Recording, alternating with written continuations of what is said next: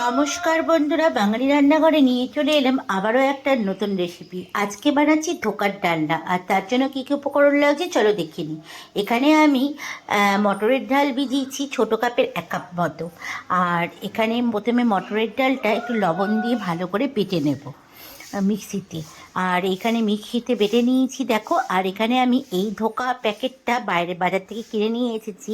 এই ধোকার প্যাকেটটা থেকে হাফ মতো ধোকা এই ডালের মধ্যে মিশিয়ে দেব। এইভাবে ভালো করে জল জল দিয়ে গুলে নেব। একটু একটু পাতলা পাতলাই গুলবে, এরকম করে পাতলা পাতলা করে গুলে নেব। কারণ বাজারের ধোকার সঙ্গে একটু মটর ডাল বা ছোলার ডাল মিশিয়ে দিলে ধোকাটা খেতে বেশ ভালো হয়। এইভাবে একবার রান্না করে দেখবে, দেখবে খুব ভালো লাগে। তো আমার এখানে পাতলা করে ঘোলা হয়ে গেছে। এবার আমি কড়াইয়ের মধ্যে তেল বসালাম অল্প একটুখানি, আর তার মধ্যে দিলাম কালো জিরে। এবার যেই লিকুইডটা গুলে রেখেছিলাম ধোকার, সেটাকে ওর মধ্যে ঢেলে দেবো। একটু জল দিয়ে পাতলা করেই কিন্তু ঢালবো। আর এবার কন্টিনিউয়াস কিন্তু নাড়তে হবে, না নাড়লে কিন্তু এটা পুরো দলা পেকে যাবে। হ্যাঁ, এইভাবে কন্টিনিউ নাড়তে থাকতে হবে যতক্ষণ না এটা তোমাদের হাতে একটু শক্ত ভাব অনুভব করছো। একটু দেখবে। আর এর মধ্যে একটু হলুদ দিয়ে দিলাম, তাহলে কিন্তু দেখতে খুব ভালো লাগে, বড়াগুলোর কালারটাও খুব সুন্দর আসে। এবার কন্টিনিউয়াস এইভাবে নাড়তে থাকবে। যখনই দেখবে এটা শক্ত হয়ে এসছে একটু জমাট মতো, তখন এটা হয়ে যাবে।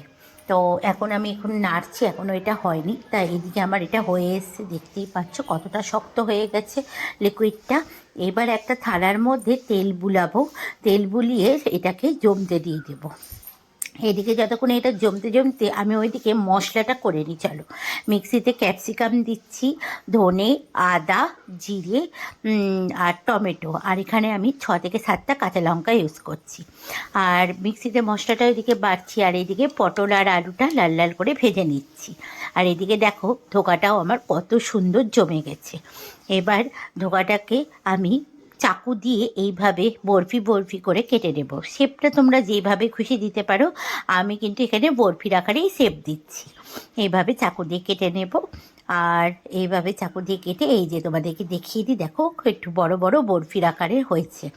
এবার আমি কড়াইয়ে আবারও সাদা তেল ইউজ করছি বড়াগুলো ভাজার জন্য। বড়াগুলোকে কিন্তু একদম লাল লাল করে ভাজতে হবে, তা না হলে বড়াগুলো ভেঙে যাওয়ার সম্ভাবনা থাকে।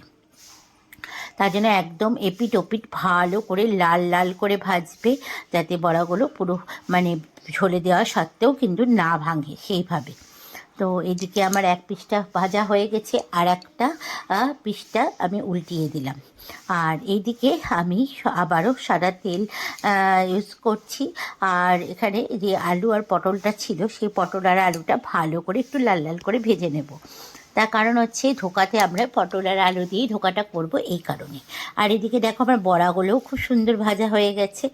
এইবার ওই তেলের মধ্যেই আমি মশলাটাকে ভালো করে কষিয়ে নেব যতক্ষণ না জিরে আর ধনের গন্ধটা যাচ্ছে। এটা পুরোটাই নিরামিষ করছি। আর নিরামিষের দিনে আমাদের বাড়িতে প্রায় এই ধোকাটা হয়। আর এই ধোকাটা সত্যি খেতে ভীষণ ভালো লাগে। তোমরা এইভাবে একবার করো। তোমরা তো কেনার দোকান, সচরাচর সবাই কেনা দোকান থেকে কেনা ধোকাই সবাই রান্না করে, কিন্তু এই মটরের ডাল বা তোমার ছোলার ডাল ভিজিয়ে একবার ধোকা করো, দেখবে সত্যি ভালো লাগে।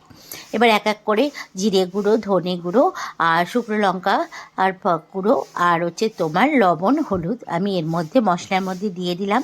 দিয়ে ভালো করে আবারও একটুখানি কষাবো। আর দেখো মশলা থেকে আবার তেল ছাড়তে শুরু করেছে। এবার ভেজে রাখা পটল আর আলুটা এর মশলার মধ্যে ভালো করে দিয়ে নাড়াচাড়া করে নেব। এবার পটল আর আলুটা ভাজতে ভাজতে খানিকটা সিদ্ধ হয়ে গেছিলো, অল্প একটু জল দেব, জল দিয়ে ঢাকা দেব। ঢাকা দিয়ে আলুটার পটলটা আর একটু সিদ্ধ হওয়া পর্যন্ত। আলু আর পটল সিদ্ধ হয়ে গেছে। এবার ধোকার যে বড়াগুলো আছে সেগুলো ঢেলে দিলাম। ঢেলে দিয়ে কিন্তু গ্যাসটা বন্ধ করে দেবো, কারণ আর এটা ফোটাবো না। ফোটালে কিন্তু বড়াগুলো গলে যাওয়ার সম্ভাবনা থাকে। এবার আমি ওপর থেকে দিয়ে দিলাম ঘি আর গরম মশলা। এখানে আমি শাহি গরম মশলাটা ইউজ করলাম। তো হয়ে গেছে অলমোস্ট আমার ধোকার তরকারি।